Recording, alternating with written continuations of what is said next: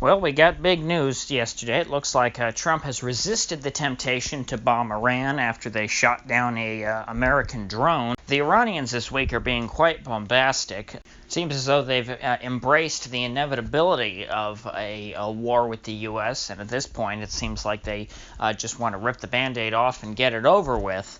Because they are acting quite provocative, even from the perspective of someone like me who's quite dovish and still, despite their provocations, strongly opposes a war with Iran.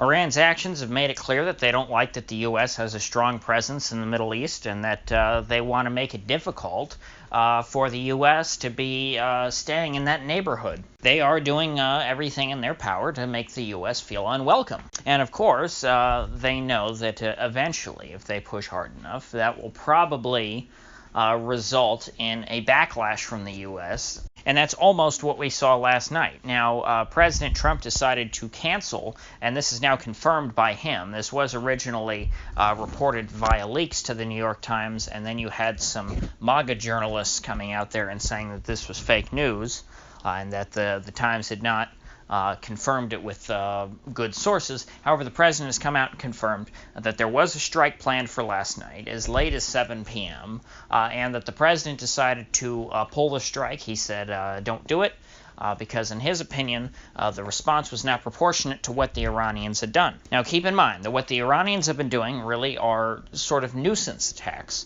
They haven't killed Americans. I think that some of their attacks might have killed, some people, but nobody who would be valuable to the U.S. government. There have been no American soldiers who've been killed.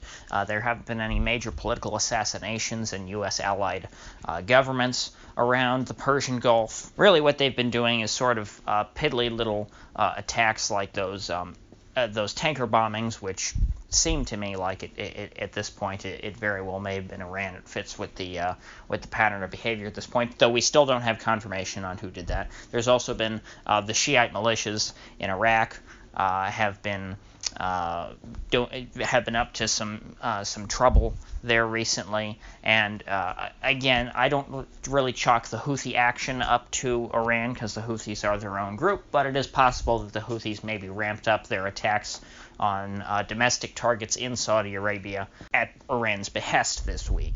Not entirely sure, but needless to say, nothing that you could attribute to Iran by any stretch has killed Americans. And so Trump thought that this strike, which the military was planning to carry out last night, was not proportionate to what Iran has been doing. And that's because when he asked the folks, I believe he said it was a general he was speaking to, how many people would die in this strike, the general said about 150.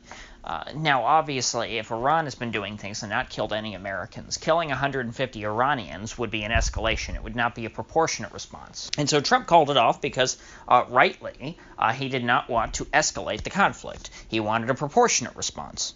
And I think that was very responsible and level-headed of him, even though he did so at the risk of being considered weak by the mainstream media, saying, damn it, Trump, why can't you just pull the trigger and kill some people?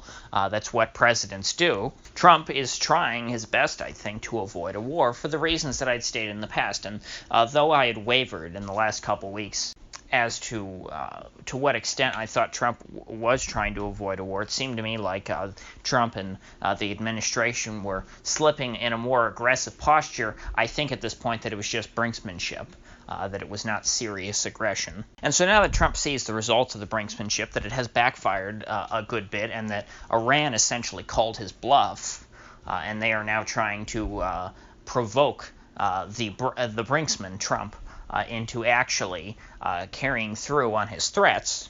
Trump now sees the need to de-escalate, which is why in his tweets this morning he said that he's in no hurry to strike Iran, and that his main concern is the uranium enrichment. Now, we're also hearing that the U.S. has been reaching out to Iran via Oman, which is a diplomatic back channel.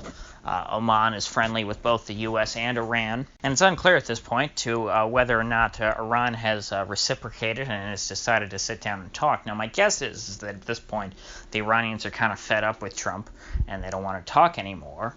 They seem like they're trying to push him to his limits.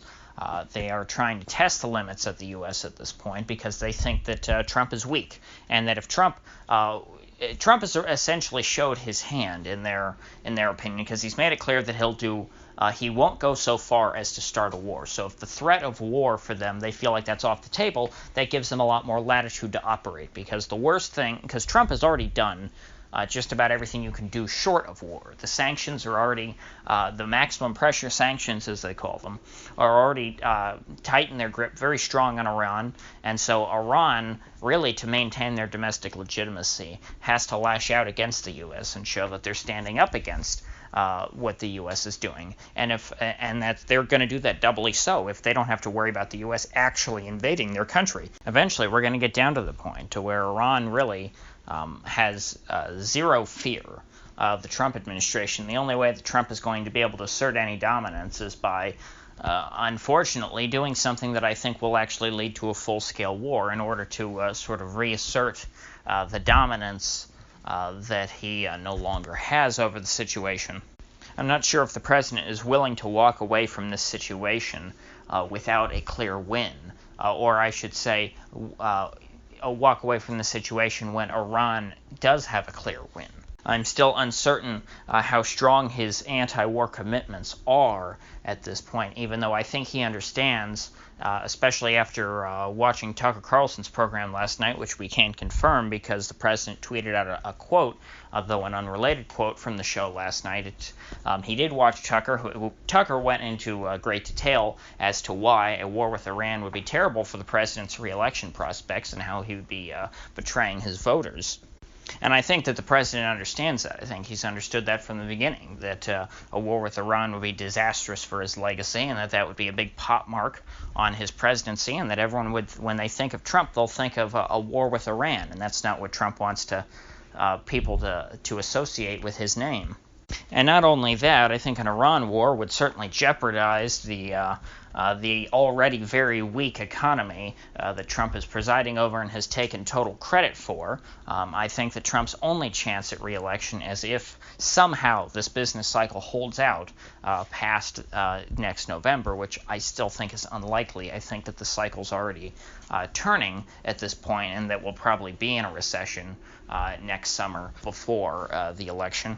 But in the interim period, as long as we are not in a recession, Trump does not want to risk, say, a spike in oil prices, which Trump does like low oil prices because that is good for the economy. Trump does not want to risk any kind of supply-side shock, which would send a spike in oil prices, which could jeopardize the economy in the short run and may spark, maybe the spark that sets off the next recession.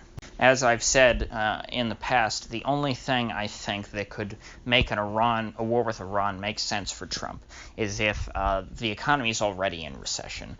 If we do go into recession before next summer, which is what I expect, I think it would be very likely that Trump decides to engage in a war with Iran as a sort of redirection away from the economy, so people don't think about that. And so instead, you have a short-term sort of patriotic euphoria among people. If we're going to war with another country, you always have that short-term jubilee of everyone rallying around the flag. It doesn't last long, but it does happen. It happened even with the Iraq war at first. And so if the president is leading a war going into the election, well, then I think that would certainly help his re-election bid.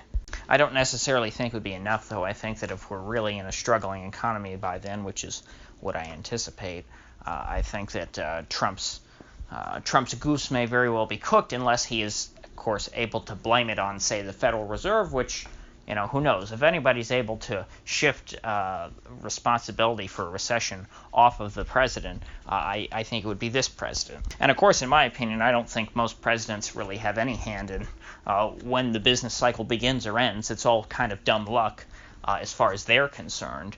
So I don't blame presidents one way or the other for if we're in a recession, unless it was because of a supply side shock of oil or something as a result of a war. There aren't many cases in which you have a cyclical downturn in which you could attribute it to the president's specific actions. And so all in all, I'm cautiously optimistic again now that we're out of the immediate danger zone as far as Iran is concerned. I think that Trump understands that he doesn't want a war right now.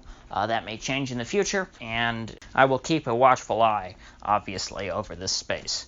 So if you gained anything of value out of this video, I'd appreciate you clicking that like button and subscribing. And if you do subscribe, please do click the bell, because I do upload every day, and I'd hate to have you miss one. So I'll see you back here in the next one.